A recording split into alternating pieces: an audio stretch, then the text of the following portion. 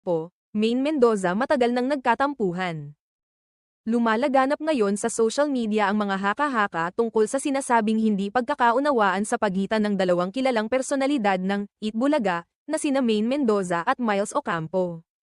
Matagal nang magkaibigan ang dalawa, kaya't hindi maiwasang pag-usapan ng mga netizens ang mga nakikitang pagbabago sa kanilang kilos at interaksyon, o ang kawalan nito.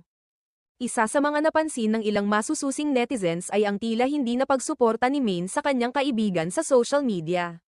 Ayon sa mga obserbasyon, hindi na raw naka-follow si Maine kay Miles sa Instagram, isang hakbang na para sa karamihan ay indikasyon ng pagtamlay ng kanilang pagkakaibigan. Bagamat patuloy pa ring naka-follow si Miles kay Maine, hindi ito nakaligtas sa matalas na mata ng mga netizens na sanay sa pagbasa ng mga senyales sa social media. Dahil dito, umusbong ang mga espekulasyon na may namamagitan ngang tampuhan o hindi pagkakaintindihan sa pagitan ng